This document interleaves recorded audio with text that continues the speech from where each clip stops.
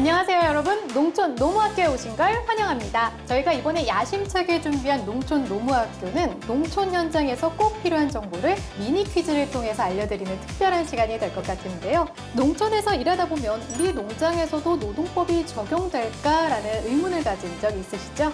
여러분들이 가진 궁금증 오늘 이 자리에서 모두 풀어드리도록 하겠습니다. 저희와 함께 해주실 분들 모셨습니다. 농업 노무 전문가 이하은 노무사님 안녕하세요.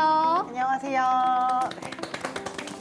그리고 오늘 퀴즈를 풀어주실 분들이 있죠. 희망농장 김 사장님과 행복농장 박 사장님과 함께 하겠습니다. 어서 오세요. 안녕하세요.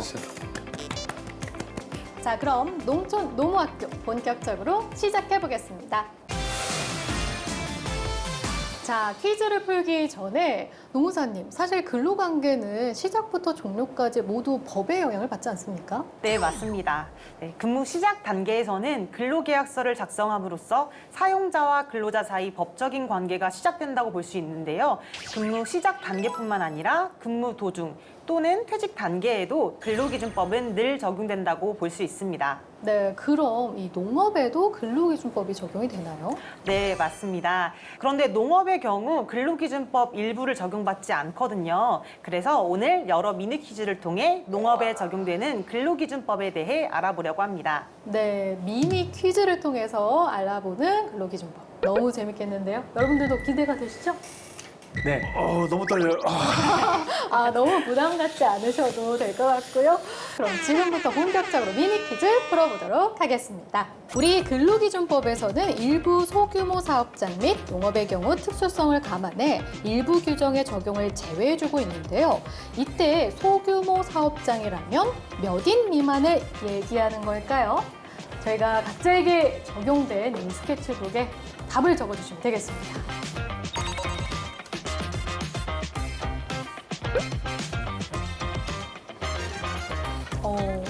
철저하게 비밀로 이렇게 답을 쓰셨네요. 맞을 것 같아요. 네, 두 분 다 답을 적으셨으니까 네네. 하나, 둘, 셋 하면 앞으로 들어주시죠. 하나, 둘, 셋.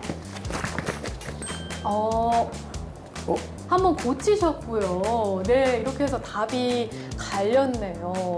박 사장님은 4인, 네. 김 사장님은 5인이라고 적어주셨는데요. 노무사님, 이 중에 정답이 있나요? 네, 있습니다. 그렇다면 정답이 무엇인가요? 네, 정답은 5명입니다. 왜 고쳤어요, 그거를? 그러게요. 노무사님, 추가 설명 좀 부탁드릴게요. 우리 근로기준법에서는 일부 소규모 사업장 및 농업의 경우 특수성을 감안하여 일부 규정의 적용을 제외해주고 있는데요. 상시 근로자 수가 5인 미만이라면 관공서 공휴일, 연차 등 주요 규정이 적용되지 않고요. 근로기준법 제63조 농업에 해당할 경우 근로시간, 휴게, 휴일 규정이 적용되지 않습니다. 네, 노무사님 그런데 방금 근로기준법 제63조라고 하셨는데 그건 정확히 어떤 내용인가요? 근로기준법 제63조에 대해 말씀드리자면 근로시간, 휴게와 휴일에 관한 규정은 특정 근로자에게는 적용하지 않는다고 정하고 있는 조항인데요. 첫 번째, 토지의 경작, 개간, 식물의 식재, 재배, 채취 사업, 그 밖의 농림 사업과 두 번째, 동물의 사육, 수산, 동식물의 채취, 포획, 양식 사업, 그 밖에 축산, 양잠, 수산 사업에 활동을 할 경우 근로기준법이 정하고 있는 근로시간, 휴게, 휴일 규정을 적용받지 않는다는 의미입니다. 그러면 근로계약서를 작성할 때 꼭 들어가야 되는 내용이 있나요? 물론입니다. 자, 그럼 여기서 두 번째 미니 퀴즈 드리겠습니다. 긴장하셔야겠습니다. 두 번째 퀴즈 좋습니다. 근로기준법 제17조에 의해 근로계약서를 작성할 때는 임금의 구성 항목, 계산 방법, 그리고 이것의 내용을 기재하고 근로자에게 교부해야 하는데요. 이것은 무엇일까요? 제가 들었을 때는 굉장히 어려운데요. 이거 맞히기 쉽지 않을 것 같습니다. 구성 항목, 계산 방법, 그다음에 그거죠. 네,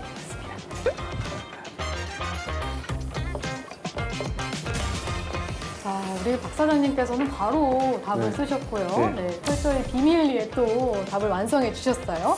앞에 한번 보여주시죠. 지급 방법. 두 분이 같은 답을 적어주셨네요. 뭔가 같은 답을 적어주셨으니까 정답이지 않을까 하는 기대감이 드는데요. 정답 공개해 주시죠. 네, 두 분이 적어주신 정답이 맞습니다. 네. 역시 두 분 다 농업을 직접 운영하고 계시다 보니 잘 아시는 것 같아요. 맞아요. 저도 이제 근로자랑 작성할 근로계약서를 직접 준비하다 보니까 이 정도는 알고 있습니다. 네, 뭐 저도 들어서 아는데 임금이 어떻게 구성되어 있고 또 그게 또 어떻게 계산이 되어 있고 어떻게 지급을 할 것인지 잘 이렇게 적어가지고 줘야 된다 그러더라고요. 네, 맞습니다. 근로계약서에는 임금의 구성 항목, 계산 방법, 그리고 지급 방법이 적혀 있어야 하고 그 근로계약서를 근로자에게 교부해야 하는데요. 구체적으로 구성 항목이란 기본급, 식대 등과 같이 임금 항목을 의미하고 계산 방법은 예컨대 기본급이 어떻게 계산된 것인지를 기재해 주시면 되고요. 지급 방법은 매월 며칠에 근로자 명의의 계좌로 지급한다 등과 같이 주로 임금 지급 날짜를 포함하여 지급 방법을 기재해 주시면 됩니다. 임금 내용뿐만 아니라 화면과 같이 소정 근로시간, 유급 휴일, 연차 유급 휴가 등을 근로계약서상에 꼭 명시해야 합니다.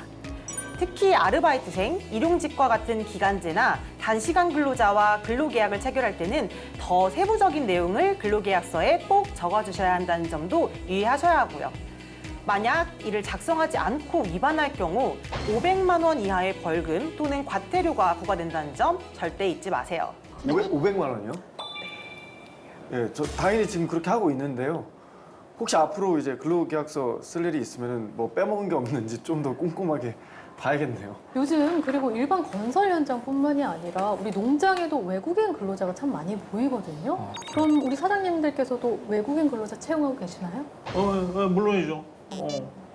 이제 농촌에서 막 일손이 부족하다 보니까 외국인 근로자들 이제 고용을 해가지고 이렇게 하는데 일 진짜 너무 잘하고 지금 너무 가족 같아. 너무 가족 같아. 네, 그렇다면 노무사님, 이 외국인 근로자도 4대 보험에 가입을 하나요? 우리 사장님들께서도 아시겠지만 당연히 4대 보험에 가입하는 것이 원칙인데요. 다만 일부 예외가 존재합니다. 네, 그렇다면 여기서 잠깐 세 번째 미니 퀴즈 가보도록 하겠습니다. 네, 4대 보험에는 국민연금, 건강보험, 고용보험, 산재보험이 있는데요. 외국인 근로자는 대부분 이 네 가지 보험 중 세 가지는 당연 가입이고 한 가지는 임의 가입 대상입니다. 어떤 보험이 임의 가입 대상일까요? 네, 그래도 네 가지 중에 한 가지를 골라주시면 되겠습니다. 이건 좀 어려워하시는 것 같네요. 이거 역시 쉽지 않습니다. 네. 네, 다 적으셨네요. 그러면 하나, 둘, 셋. 와, 산재보험과 고용보험으로 답이 네. 갈렸습니다. 노무사님, 두 분 중에 정답이 있나요? 네, 있습니다. 어떤 거죠? 정답은 바로 고용보험입니다. 박 사장님께서 정답 맞히셨네요. 왠지 그럴 것 같더라. 네. 우선 보시는 것과 같이 국민연금은 당연 가입이 원칙인데요. 외국인 근로자의 국적에 따라 적용 여부가 달라질 수 있는 점 유의하셔야 합니다. 건강보험 또한 당연 가입이 원칙이지만 이 나인 비자로 들어온 근로자는 건강보험 중 노인 장기 요양 보험료에 한해 제외 신청이 가능합니다. 단 고용보험은 임의 가입을 원칙으로 하고 있는데요. 이 나인 비자로 들어온 근로자는 고용보험을 의무적으로 가입하되 실업급여 관련 보험료만 임의 가입 대상이니 유의하실 필요가 있어요. 이렇게 국가나 비자에 따라 의무 가입 여부가 달라질 수 있어 관할 공단을 꼭꼭 확인하시고 처리하시는 것을 권해드립니다. 산재보험 역시 당연 가입인데요. 아마 김 사장님께서 여기서 헷갈리신 것 같아요. 법인 아닌 5인 미만의 농가의 경우에만 임의 가입이고 임의 가입을 이유로 산재보험에 가입하지 않았다면 농업인 안전보험에 꼭 가입해야 합니다. 네, 그렇군요. 지금까지 이 두 사장님들의 스코어를 살펴보면 2대2로 동점입니다. 자, 그럼 계속해서 미니 퀴즈 이어가 볼까요? 이번에는 임금과 관련해서 알아보도록 하겠습니다. 네, 우선 임금이란 사용자가 근로의 대가로 근로자에게 임금, 봉급, 그 밖에 어떠한 명칭으로든지 지급하는 모든 금품을 말하는데요. 여기서 모든 금품이라고 해서 현물을 생각하시는 분들이 있는데 쌀이나 선물 같은 금품이 아닌 현물은 임금에 해당하지 않는 거 다들 아시죠? 요즘 같은 시대에 그랬다가 큰일 나죠. 그러니까 그 명절 때나 그렇게 이렇게 막 주고 그러는 거지. 요즘에 막 월급 대신 막 쌀 주고 그러면 잡혀가요. 그런데 이제 과거에는 생각보다 이런 일이 비일비재했다는 거 아시나요? 아, 그래요? 사례를 하나 말씀드리면 이란인 알리라는 분이 계셨는데 한국으로 일을 하러 오셨어요. 이제 이주 노동자인 거죠. 이분이 석 달 보름치의 급여를 못 받았는데 사장님한테 저 세탁기, 컴퓨터 사야 해서 월급을 달라고 하면 자꾸 돈이 없다고 하면서 컴퓨터도 사주고 세탁기도 사준다고 말했다고 합니다. 앞서 얘기했듯이 현물은 임금이 될 수 없는데 임금은 안 주고 근로자가 필요하다고 한 컴퓨터와 세탁기를 사줄 테니 월급은 조금은 기다려라고 말했다고 하네요. 뒤에서 언급하겠지만 근로기준법 제43조는 임금 지급에 대해 직접, 전액, 통화, 정기불 지급이라는 4가지 기본 원칙을 정해놓고 있는데요. 알리의 사장님이 컴퓨터를 사주고 세탁기도 사주겠다고 한 것은 통화불 지급의 원칙에 어긋나기 때문에 최대 3천만 원의 벌금을 물 수도 있게 됩니다. 와, 그렇군요. 오. 네, 그런데 이렇게 알리 씨 같은 사례는 아주 과거에 발생했던 이야기 같은데요. 뭐 요즘에는 이런 일 없겠죠? 그렇겠죠. 저는 안 그랬어요. 저도 안 그랬습니다. 네. 아, 이렇게 임금 이야기를 하고 있다 보니까요. 이번에는 최저임금에 대한 이야기를 해볼까 합니다. 농촌에서도 내국인, 외국인 구분 없이 최저임금법에 따라 정해지는 최저임금 이상을 지급해야 되는 거죠? 네, 맞습니다. 이제 2025년 현재 기준 최저임금은 시간당 1,030원인데요. 하루 8시간, 일주 40시간 기준으로 일을 한다면 주휴일 포함, 주휴일 제외에 따라 다음과 같은 기본 금액이 계산됩니다. 혹 최저임금보다 낮은 시급에 대해 당사자가 합의했다고 하더라도 무조건 최저임금은 준수되어야 하고요. 최저임금을 위반하게 되면 최대 3년 이하 징역 또는 2천만 원 이하 벌금을 물 수 있습니다. 네, 그럼 매달 월급을 지급할 때 명세서도 같이 주잖아요. 이 임금 명세서에 꼭 기입해야 되는 사항이 있나요? 네, 당연히 임금을 지급할 때는 근로자에게 임금의 구성 항목, 계산 방법, 임금 총액 등 법령에서 정한 사항에 대해 기재된 임금 명세서를 교부해야 하는데요. 그렇다면 여기에서 4번째 미니 퀴즈 나가겠습니다. 네, 좋습니다. 임금 명세서 기재 사항에서 빈칸에 들어갈 내용은 무엇일까요? 네, 지금 화면으로 보이는데요. 와, 이거는 좀 헷갈릴 것 같아요. 열심히 고민하고 답을 적어주시기 바라겠습니다. 네, 임금 명세서 기재사, 임금의 구성 항목 및 금액, 임금의 계산 방법, 그리고 빈칸이고요. 성명, 생년월일 등 근로자를 특정할 수 있는 정보, 임금 지급일, 임금 총액입니다. 김 사장님, 고민이 길어지십니다.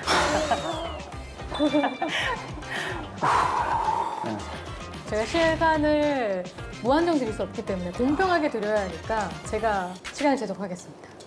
5, 4, 3, 2, 1.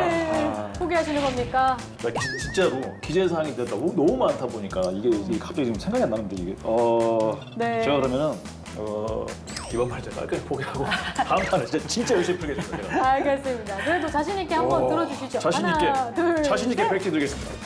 네, 와. 임금을 공제한 내역이라고 박 사장님께서는 적어주셨네요. 자, 그럼 노무사님 정답 공개해 주시죠. 네, 정답은 박 사장님이 적어주신 임금을 공제한 내역이 맞습니다. 네. 네, 어려운 문제였는데 잘 맞춰주셨습니다. 네, 자주 쓰니까요. 알고 있습니다. 네, 이렇게 해서 2대2 동점이었는데요. 3대2로 박 사장님께서 앞서 나가고 있습니다. 노무사님, 이 부분 좀 자세히 설명 부탁드릴게요. 보시는 것과 같이 매월 근로자에게 교부해야 하는 임금 명세서에는 꼭 기재해야 하는 사항들이 있습니다. 근로자의 이름, 생년월일 등 기본적인 정보와 함께 임금을 지급한 날짜를 기재해 주셔야 하고요. 구체적으로 임금의 구성 항목별 금액과 계산 방법, 세금이나 사대보험과 같은 공제 내역, 최종적으로 계산된 임금 총액이 모두 기재되어 있어야 합니다.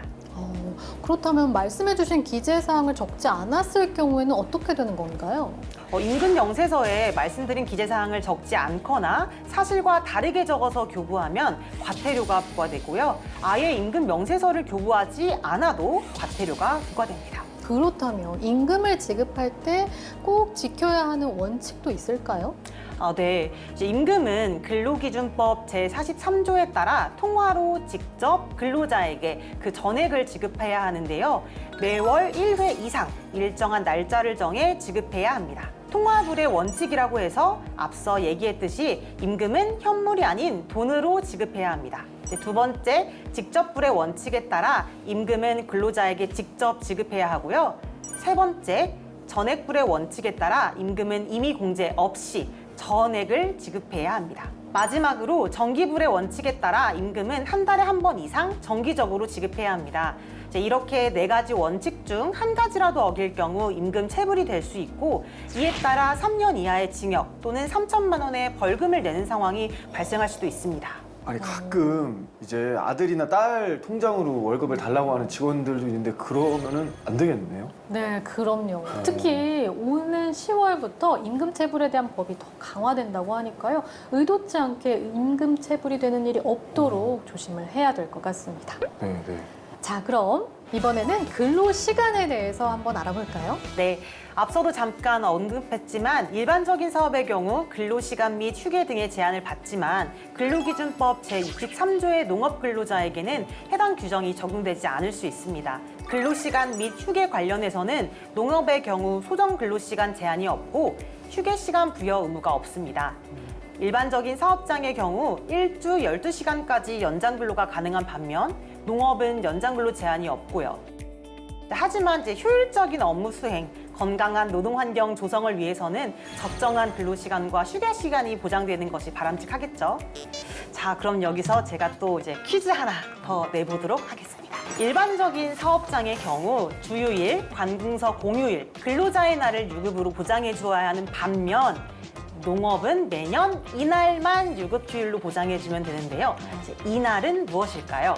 네, 일반적인 사업장의 경우 주휴일, 관공서 공휴일, 근로자의 날에 유급휴일로 쉴 수가 있는데 농업의 경우에는 딱 이날만 유급휴일로 적용이 된다고 합니다. 아, 역시 바로 답을 두 분다 적어주셨는데요. 자, 스케치북 들어주시죠. 와, 두 분 모두 근로자의 날, 심지어 날짜까지 5월 1일이라고 이렇게 적어주셨습니다. 동사님, 정답인가요? 네. 농업의 경우는 근로자의 날 5월 1일만 유급 휴일로 보장해 주시면 됩니다. 이제 5월 1일은 근로기준법이 아니라 별도 법률에 따라 정해진 유급 휴일인데요. 근로자의 날 제정에 관한 법률은 5월 1일을 근로자의 날로 하고 이 날을 근로기준법에 의한 유급 휴일로 한다고 규정하고 있습니다.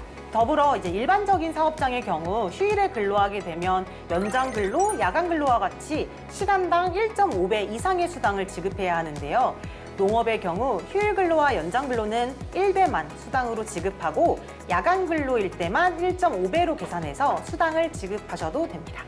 유급휴일이나 유급휴가 모두 돈 받고 쉬는 날처럼 느껴지는데요. 혹시 농가에도 그러면 연차 유급 휴가가 제공이 되나요? 네, 농가에서 일하는 근로자도 연차 유급 휴가가 발생합니다. 근로기준법 제63조는 근로시간과 휴게, 휴일로부터 농가 사장님들을 조금은 자유롭게 만들어주지만 이제 연차 유급 휴가까지는 자유롭게 만들어주지 못하거든요.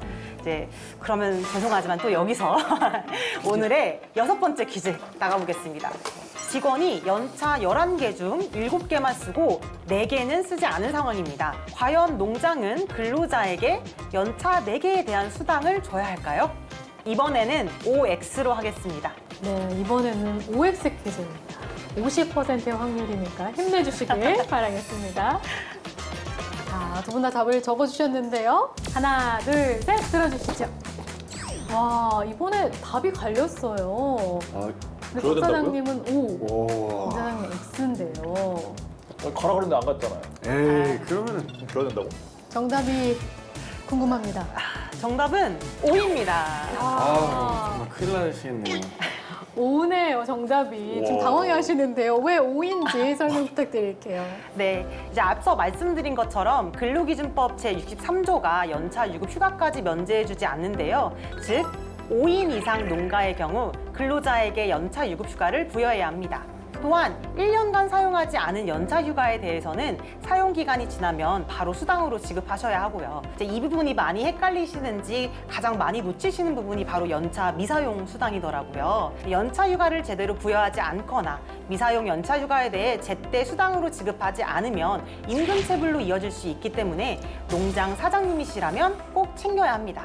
연차 유급휴가 개수는 1년 미만 재직한 근로자와 1년 이상 재직한 근로자로 구분해서 계산해야 하는데요. 1년 미만 재직한 근로자는 한 달 만근하면 연차 1일이 발생한다고 보시면 됩니다. 이제 1월 1일부터 1월 31일까지 결근하지 않고 일을 했다면 2월 1일에 연차 1일이 생기는 것이죠. 이렇게 계산하면 1월 1일부터 12월 31일까지 결근 없이 일을 한 근로자는 그 기간 동안 총 11일의 연차를 사용할 수 있게 됩니다. 반면 1년 이상 계속 근무한 근로자는 전년도 출근율을 기준으로 계산해야 하는데요. 1월 1일부터 12월 31일까지 80% 이상 출근했다면 이듬해 1월 1일에 바로 연차 15일이 주어집니다. 만약 이 연차를 말씀드린 기간 중에 사용하지 않으면 그 다음 해에 남은 연차 개수만큼 수당으로 지급하셔야 합니다. 이렇게까지 자세히는 몰랐는데 이거 진짜 까딱하면 큰일 날 뻔했네요. 앞으로 이제 우리 근로자분들 연차 유급휴가 이걸 잘 챙겨줘야겠네. 몰랐네. 네, 맞습니다. 이와 관련한 사례도 있는데요. 한 과수 농장에서는 연차 휴가 개념이 없어서 3년간 근로자들에게 연차뿐만 아니라 연차 미사용 수당도 지급하지 않았다고 합니다. 결국 퇴사한 근로자 2명이 이를 신고했고 사업주는 무려 300만 원이 넘는 체불금품을 지불했다고 하니까요. 이 부분은 특히 유의해 주셔야겠습니다. 예. 자, 그럼 노무사님, 근로관계가 종료가 됐을 경우에 근로자와 사업주는 어떤 부분을 좀 챙겨야 될까요? 우선 현장에서 좀 많이 보이는 근로관계 종료 유형을 간단하게 나눠보면요. 사직, 해고, 계약기간 만료로 구분할 수 있는데요. 우선 근로자가 자발적으로 퇴사 의사를 밝혔다면 사장님은 사직 처리를 하시면 됩니다. 이때 다만 서로 명확한 근로관계 종료를 위해 사직서를 필수적으로 받아두시는 것이 좋겠죠. 그리고 다음으로 애초에 근무기간을 3개월, 1년 등으로 정해두고 근로계약서를 작성했다면 그 기간이 만료되는 것으로 근로관계도 자연스럽게 종료된다고 보시면 되는데요. 계약서만 3개월, 1년 등으로 작성하고 실제로는 몇 년 동안 계속 일해왔다면 당연한 기간 만료라고 보기 어려울 수도 있으니 주의하셔야 합니다. 특히 해고는 다른 유형보다 더 조심해야 하는 유형인데요. 해고하려는 이유도 절차도 정당해야 하는데 그 정당성을 사장님이 입증해야 하기 때문에 더 어렵고 조심스러운 방법이라고 생각하시면 됩니다. 만약 해고를 할 수밖에 없는 정당한 이유가 있다면 절차적인 부분에서 최소 2가지는 기억해 주셔야 되는데요. 첫 번째는 이제 해고하려는 날 30일 전까지 해고를 예고해야 한다는 것이고, 둘째는 근로자에게 해고하는 이유와 해고되는 시기를 종이로 통지해 주어야 한다는 것입니다. 그럼 노무사님 질문이 있는데요. 네. 이제 근로자가 퇴직을 하잖아요. 그럼 이제 저희가 이제 퇴직금을 챙겨줘야 되잖아요. 그럼 그 퇴직금은 언제까지 지급해야 되나요? 퇴직금 같은 경우 1년 이상 계속 일한 근로자가 퇴사할 때 발생하는 건데요. 퇴사일로부터 14일 이내에 퇴직금을 꼭 지급해 주셔야 합니다. 이때 퇴직금뿐만 아니라 임금, 상여금 등 그 직원에게 지급되어야 하는 모든 금품을 지급해야 합니다. 퇴직금 계산 방법은 보시는 것과 같은데요. 일반적으로 1일 평균 임금의 30일을 곱한 값에 재직일수를 365일로 나눈 값을 곱해 계산합니다. 만약 퇴사하는 직원의 일주 소정 근로 시간이 15시간 미만이거나 1년을 채우지 못하고 퇴사한 직원인 경우 퇴직금이 발생하지 않으니까요. 꼭 알아두시길 바랍니다. 네, 농촌 농어학교. 오늘은 근로기준법을 농업에 녹여서 채용 단계, 근무 단계, 퇴직 단계까지 재밌는 퀴즈를 통해서 유용한 정보들을 함께 알아봤는데요. 오늘 열심히 퀴즈를 풀어주신 두 분 어떠셨나요? 퀴즈를 통해서 농촌 노무를 알 수 있었다는 게 되게 재밌었고요. 그리고 이제 일반 사업장이랑 농촌이 근로기준법 관련해서 차이가 있다는 걸 알고 있었지만 이렇게까지 차이가 나는 줄은 몰랐는데 이번 기회를 통해서 좀 더 꼼꼼하게 알 수 있었던 것 같습니다. 그리고 마지막으로 우리 농업인 분들도 우리 농업의 발전을 위해서 근로기준법은 꼭 알고 있어야 할 것 같습니다. 네, 그런 것 같아요. 이 농가에서도 그러니까 이 근로기준법을 놓치는 거 없이 잘 지켜가지고 평화로운 그 근로관계가 계속 이렇게 지속되었으면 좋을 것 같아요. 네, 맞습니다. 특히 오늘 노무사님과 함께해서 아주 유용한 정보들을 배워볼 수가 있었는데요. 다음 시간에는 어떤 내용이 준비되어 있나요? 다음 시간에는 오늘만큼 중요한 인권 보호에 대해서 퀴즈도 풀고 자세한 이야기 나눌 예정이니까요. 꼭 수업에 참석하셔서 유용한 정보 얻어가시길 바랍니다. 농촌노무학교, 저희는 다음 시간에도 알찬 정보와 함께 찾아오겠습니다. 또 만나요. 안녕.